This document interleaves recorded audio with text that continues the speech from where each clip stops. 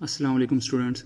Last time हमने machines के सारे कंपोनेंट्स देखे थे। अब हम उसका पहला एक्सपेरिमेंट जो है आपका वो स्टार्ट करने लगे हैं। That is commissioning of 3 phase induction motor.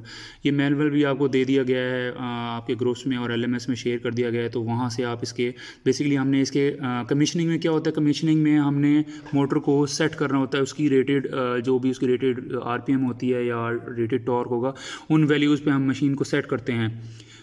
उसमें अभी लोड नहीं डालते। बेसिकली कमीशनिंग क्या होती है, कमीशनिंग किसी को इक्विपमेंट को लगा के आप देख लें वो सही चल रहा है या नहीं, बस उसको यूटिलाइज़ नहीं करते। कमीशनिंग में बेसिकली हम सिर्फ इसके कनेक्शन करेंगे। तो आप इसके कनेक्शन आप यहाँ से देख सकते हैं कि कंट्रोल यूनिट के जो P1 से कनेक्टेड है, ये अभी हम वेरीफाई भी करते हैं। P1 एंड P2 जो है ये ऑटोमेटिकली, लास्ट टाइम मैंने आपको बताया था, ये ऑटोमेटिकली इंटरनली कनेक्टेड होते हैं कंट्रोल यूनिट के विद ब्रेक यूनिट। ये ऑटोमेटिकली कनेक्टेड होते हैं, इनको हमें करने की ज़रूरत नहीं है। TK जो है, TK बेसिकली ये सेंसर है। TK आप मशीन के स्पीड के सेंसर उसको कंट्रोल यूनिट के आप देख सकते हैं। कंट्रोल यूनिट में एक TK लिखा हुआ है, ये जो छोटी सी वायर्स आपको नज़र आ रही होंगी, ये आप कनेक्ट करेंगे। ये यहाँ आपको देखें, ये TK हम कनेक्ट करते हैं मोटर के, जो भी हमने मोटर लगाई हुई है हर मोटर पे होगा, मोटर के TK से हम इसको कनेक्ट करते हैं। ठीक है, ये मोटर में आपके पास ये TK मौजूद है। हम सारे सबसे पहले हमने ये देखा कि TK से कनेक्ट हो गया। नेक्स्ट आपके पास PE, अगर आप यहाँ से देखें तो आपके पास PE कनेक्टेड है। PE of control unit is connected with PE of brake unit. तो वो आप ये वेरीफाई कर सकते हैं। ये PE है, ये ब्लैक वायर जो है that is your PE connected with PE of brake unit आपकी ब्रेक यूनिट का जो ग्राउंड होता है वो आपके इसकी ब्रेक यूनिट की बैक साइड पे होगा। ठीक है, नेक्स्ट हम फिर वेरीफाई करते हैं यूनिवर्सल पावर सप्लाई का PE is connected with PE of 3 phase machine. तो वो आप यहाँ से वेरीफाई कर सकते हैं। ये PE ऑफ कंट्रोल यूनिट है and that is connected to PE of machine. Next आपके पास ये L1 L2, बेसिकली ये 3 फेज़ मशीन है। तो आपके पास यहाँ L1 क्या शो करता है, phase 1 phase 2 and phase 3 is connected with U1 of universal power supply के आपके पास line 1 line 2 and line 3 are connected with U1 V1 W1, ये आपस में कनेक्टेड हैं। तो वो आप यहाँ से वेरीफाई कर सकते हैं।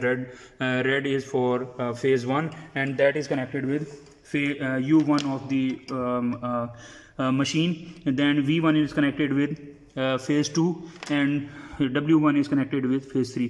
ये आपको नज़र आ रहा होगा, रेड जो है रेड फेज़ आपका फेज़ 1 है, ग्रीन आपके पास फेज़ 2 है और लाइन 3 जो है आपके पास येलो है। ये आपस में हमने उस कनेक्शन को देख के U1 V1 and W1 respectively से कनेक्ट कर दिया। बाकी आपस में ये शॉर्ट भी हुए हैं कि U1 is short circuited with W2। ये आप यहाँ से वेरीफाई कर सकते हैं। ये ब्लू वाली जो कनेक्शंस हैं वो मैंने कोशिश की है कि आप इसको अच्छी तरह समझ लें, इसीलिए मैंने इनके कलर सेपरेट किए हैं। तो U1 is short circuited with W2, इसी तरह V1 is short circuited with U2। ये आप यहाँ से वेरीफाई कर सकते हैं। U1 is short circuited with W2, V1 is short circuited with U2 and W1 is short circuited with V2। ये कनेक्शन बेसिकली हमने कंप्लीट किए हैं। यहाँ ये सिंपल कनेक्शन है, तो आप इसको यहाँ से अगर आपने वीडियो में देखी हो तो आप इसको वेरीफाई कर सकते हैं। हमने ये कनेक्शन इसी तरह करने हैं। डियर स्टूडेंट्स, लास्ट में हमने कमीशनिंग की है। अब हम इसको जो है ऑपरेट करने की तरफ जाते हैं। तो आपने इसका एक्सपेरिमेंटल प्रोसीजर पढ़ना है सबसे पहले, या इसमें ये सारी आपको इंस्ट्रक्शंस या इसमें सेफ्टी इंस्ट्रक्शंस हैं या इसका ऑपरेशनल प्रोसीजर की इंस्ट्रक्शंस हैं, वो सारी आपको पता होनी चाहिए। तो अभी मैं इसको ऑपरेट करने लगा हूँ इन इंस्ट्रक्शंस के मुताबिक ही। सबसे पहले इसमें क्या करना है, हमने कंट्रोल यूनिट को ऑन करना है। तो कंट्रोल यूनिट ये है, तो मैं यहाँ से इसको सबसे पहले ऑन करता हूँ। उसके बाद आपने कंट्रोल यूनिट ऑन करने के बाद आपने यूनिवर्सल पावर सप्लाई को ऑन करना है।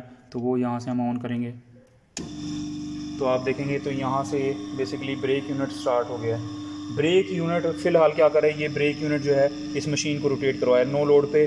बेसिकली ब्रेक यूनिट जो है वो मशीन को ऑपरेट करवा रहा होता है। मशीन का अभी इसमें अपना कोई वर्किंग नहीं है। तो इसमें जिस वक्त आपने ये कर लेना है, इसके बाद आपने इसकी रेटेड, ये बेसिकली क्या शो कराएगा, रेटेड RPM आपको शो करवाएगा। तो वो आपको, हमें पता है कि RPM जो हैं वो इन से नोट हो सकती हैं इस डिस्प्ले से। तो ये RPM का डिस्प्ले आपने ये वाली रीडिंग नोट करनी है और ये डायरेक्शन नोट करनी है। तो ये दो चीज़ें आपने कमीशनिंग जिस वक्त किसी भी मशीन की जब आप कमीशनिंग कर रहे होंगे तो ये दो चीज़ें आपने नोट करनी है सबसे पहले। फर्स्ट है आपके पास RPM, नेक्स्ट है आपके पास डायरेक्शन ऑफ रोटेशन। कमीशनिंग के बाद हमने ये दो रीडिंग्स जो हैं वो हमने नोट कर ली हैं, RPM, रेटेड RPM उसके, और डायरेक्शन ऑफ रोटेशन। नेक्स्ट है आपके पास हमने क्या करना है, उसको स्विच पावर सप्लाई को स्विच ऑफ करना है। तो वो आप देखेंगे मैंने स्विच ऑफ कर दिया पावर सप्लाई को, और हमने फिर सेटिंग करनी है इसकी बेसिकली इसको ऑपरेट करने के लिए। वो ऑपरेट कैसे करेंगे ये आप यहाँ से इंस्ट्रक्शंस पढ़ सकते हैं। Operate switch mode to manual, ये सारी आपने कंट्रोल यूनिट पे सेटिंग करनी है। स्विच ऑपरेशन मोड को क्या करना है मैनुअल, और नोट दी टॉर्क अटेन्यूएटर सी चैप्टर 2.4, ये सारी सेटिंग हम यहाँ से उसको कर रहे हैं। तो सबसे पहले हमने क्या करना है जी, आपका ऑपरेशनल मोड को जो है वो मैनुअल करना है। तो ऑपरेशनल मोड यहाँ से आपने सेलेक्ट कर सकते हैं।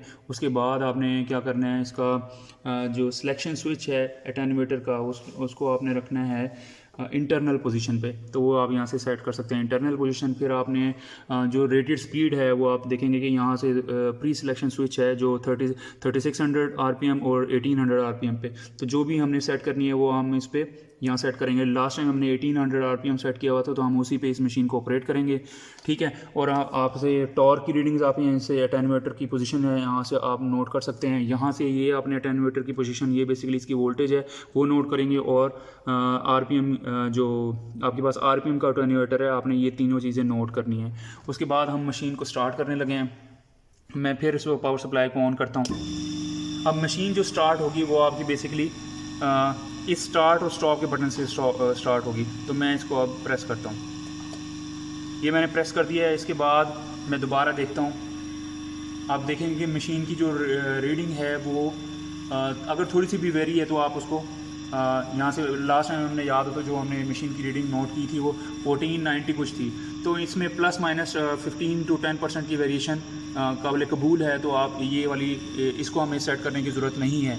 इसका क्या मतलब है, ये हमारा जो पहला एक्सपेरिमेंट है कंप्लीट हो गया है। आपने कमीशनिंग बेसिकली क्या होती है, जो रेटेड पैरामीटर पे पहले आपने मोटर चेक की है, फिर जब आपने ये स्टार्ट का बटन दबाया है उसके बाद अगर इसमें कोई चेंजेस आती हैं तो वो आपने प्री सेट करनी है। प्री सेट का क्या मतलब है, जो इसकी रेटेड RPM थी उसके प्लस माइनस 10 के करीब उसको प्री सेट कर देना है। अगर इसकी रेटेड RPM तकरीबन 1500 थी तो वो 1500 ही है। इसका क्या मतलब है, मुझे अपनी मोटर को कैलिब्रेट करने की ज़रूरत नहीं है। तो आप इस मोटर को एज ए लोड यूज़ कर सकते हैं। बेसिकली ये जो अभी हमने प्रोसीजर किया है, जब हमने इसको स्टार्ट किया मोटर को, तो ये हमने इसको मोटर को नो लोड पे ऑपरेट किया है, और नो लोड पे हमेशा वो उसकी रेटेड वोल्टेज और rated RPM and rated torque पे ही ऑपरेट होती है। रेटेड टॉर्क वो होगा जो हमने जिस वक्त मैंने इसकी कमीशनिंग की है तो मैंने इसको स्टार्ट करने से पहले वाली जो कंडीशन थी that is called rated load. तो वो मैंने जब इसको स्टार्ट किया तो वो कंडीशन चेंज नहीं होनी चाहिए।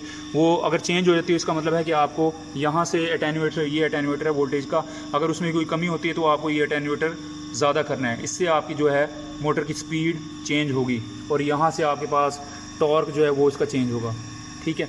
और ये एक्सपेरिमेंट आपका यहाँ तक आज कंप्लीट हो जाता है।